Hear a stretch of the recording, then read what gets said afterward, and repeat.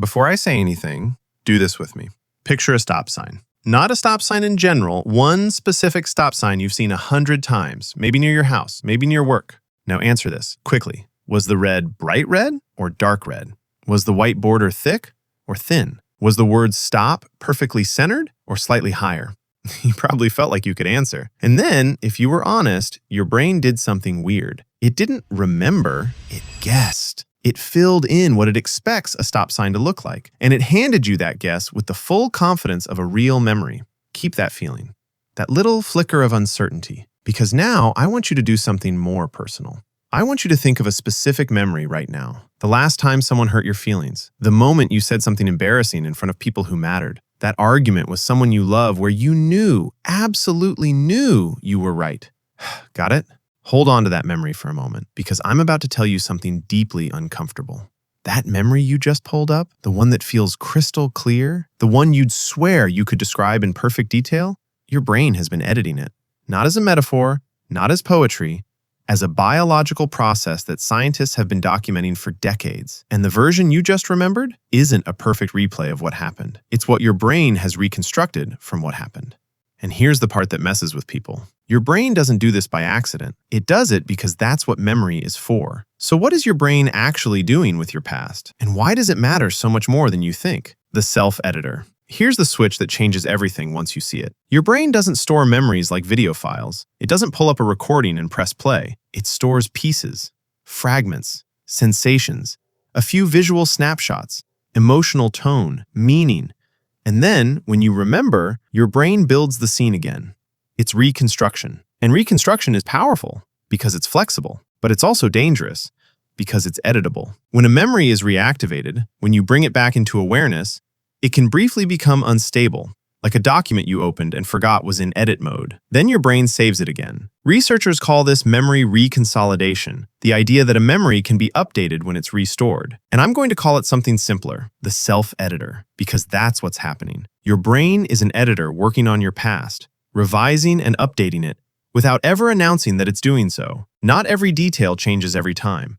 Not every memory gets rewritten in the same way. But the point is this. Every time you revisit a memory, you're not guaranteed a clean replay. You're often getting a reconstruction, built using who you are right now, your current beliefs, your current fears, your current mood, your current story about yourself, which means the memory that comes out the other side can quietly shift. Small details, the tone of a sentence, the look on someone's face, and most importantly, what it meant.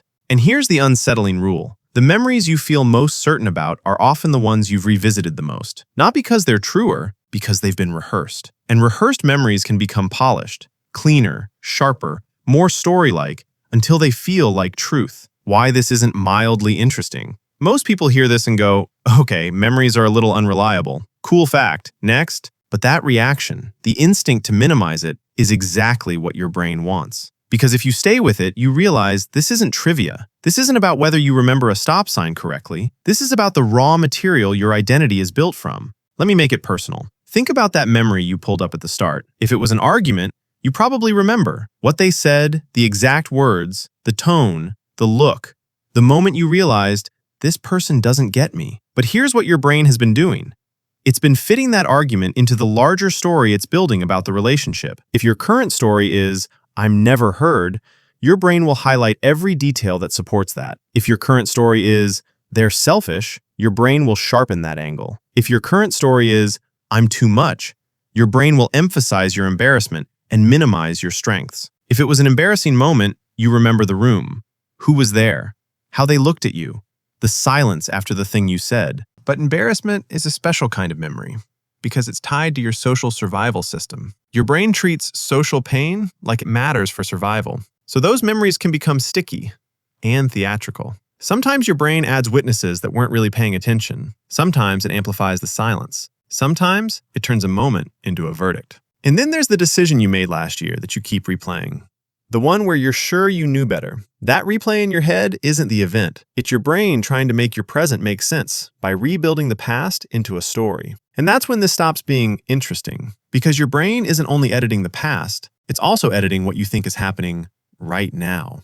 The manufactured now. Imagine you're talking to someone, a friend, a partner, a colleague. Normal moment. Here's what's happening underneath. Your ears convert sound waves into neural signals. That takes time. Your eyes process facial expressions and body language along different pathways, at different speeds. Your amygdala, your brain's threat detector, is running its own analysis. Safe or dangerous? Trustworthy or not? That runs on its own clock. Multiple streams, different clocks. And yet, you experience it as one seamless now. How? Your brain manufactures it. It stitches those asynchronous inputs together, smooths the gaps, and presents a coherent scene. What you experience as the present moment is an assembled product, your brain's best reconstruction of what just happened. There's a delay. Not because your brain is broken, because physics exists and neurons aren't magic. Depending on what you're doing, the lag can be tens to hundreds of milliseconds, sometimes more, which means technically, you don't experience reality in real time. You experience your brain's edited, synchronized version of reality. Again, this isn't a glitch. It's the reason you can function at all. Your brain trades perfect accuracy for coherence, and that same trade shows up in memory.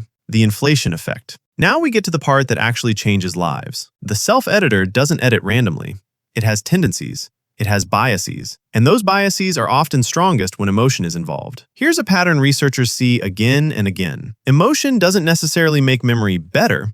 It often makes it selective. You may remember the center of an emotional moment vividly, but the surrounding context becomes blurry, missing, simplified. And when your brain rebuilds the memory later, it often fills those missing parts with whatever fits your current emotional logic. If you're anxious, your reconstructions lean threatening. If you're ashamed, they lean condemning. If you're angry, they lean prosecutorial. Now, here's a twist most people don't expect. Sometimes the brain does the opposite. There's a phenomenon called the fading affect bias, where for many people, the emotional sting of negative memories fades faster than positive ones. So your brain can soften. But when you're stressed, depressed, burned out, socially threatened, or you've been looping the same memory again and again, your editing can flip. The memory stops fading and starts sharpening. Like your brain is saying, don't forget this. Don't make that mistake again. Which sounds helpful, until you realize the mistake your brain is trying to prevent isn't just danger. Sometimes it's growth. Sometimes it's risk. Sometimes it's putting yourself out there again. So the self-editor inflates certain memories. Embarrassing moments become bigger. Failures become more total. Rejections become more personal. Arguments become more certain. And then you start living like your life is narrower than it really is. One word can change what you remember. Let me show you how extreme this gets. In the 1990s, psychologist Elizabeth Loftus helped demonstrate something that still makes people uncomfortable. Your memory can be shaped by suggestion, sometimes from a single word. In a famous set of experiments, participants watched footage of a car accident. Then they were asked a simple question. How fast were the cars going when they hit each other? Other groups were asked, how fast were the cars going when they smashed into each other? Same footage, same accident. One word changed the estimates. But it gets worse.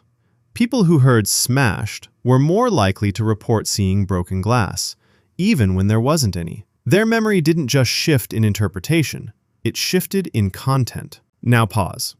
Because if one word from a researcher can bend memory, what do you think years of inner narration can do? Every time you tell yourself, I embarrassed myself, they humiliated me, I always mess things up, they never cared. Those aren't just descriptions. They're editing commands. They're the words your brain uses to rebuild the scene next time. So that failure you can't stop thinking about, your brain may have been inflating it, turning it into a defining moment. That rejection that still stings, your brain may have been sharpening the edges and stripping away context. And here's where it becomes genuinely important. You use those edited memories to build your identity, your confidence, your sense of competence, your willingness to take risks, your assumptions about what people think of you. You're not just remembering your life, you're living inside your brain's continuously updated draft of your life. Who's writing your story? So here's the question this raises. If your brain edits your memories, and your memories shape your identity, and your identity drives your decisions, then who has actually been writing your story? Sit with that, because the answer can feel unsettling. You may have been living inside an edited version of your own life, a version you didn't choose and couldn't see. But here's the other side. Knowing this gives you leverage, because you can't stop the self-editor. No one can, but you can stop treating its edits as unquestionable truth. Becoming the author. Your brain isn't doing this to harm you. It's doing this because it's one of the most sophisticated prediction systems ever built, trying to keep you alive, keep you socially safe, and make meaning out of chaos. Memory was never designed to be a perfect archive. It was designed to be useful, updatable, adaptive, future-oriented. But once you understand the self-editor, you can do something most people never do. You can notice when you're being handed an edited draft and choose how much authority you give it. So the next time a memory surfaces and makes you feel small, makes you feel doomed, makes you feel like you already know how something will go because of how something went before, pause. Ask yourself 3 questions. Question 1. Is this what happened? Or is this what my brain assembled from what happened? Because those are not the same question. A reconstruction can feel real and still be incomplete. A memory can feel certain and still be edited. Question 2. What context is missing? What did your brain cut out to make the story cleaner? Did it remove the parts where you handled it better than you give yourself credit for? Did it remove the parts where you learned something? Did it remove the parts where the other person was stressed, distracted, human, so the event wasn't a pure verdict on you? Your brain loves simple stories, but your life was never simple. Question 3. If I were telling this story about a friend I cared about, someone I wanted to be fair to, how would I tell it differently? You'd probably say, they were stressed, they made a mistake. It wasn't ideal, but they handled it as best they could in that moment. You'd give them humanity. Give yourself the same. Because you have a double standard. Almost everyone does. You give others nuance. You give yourself a sentence. You give others context. You give yourself a label. And that difference isn't truth. It's editing style. So become intentional. Not by pretending the past didn't hurt. Not by positive thinking your way into denial. But by upgrading the story from a harsh draft into a fair one. Because fairness is not delusion. Fairness is accuracy. Which, honestly, explains a lot about why 2 people can experience the exact same argument and both walk away completely certain the other person is wrong. They're not just disagreeing about what happened.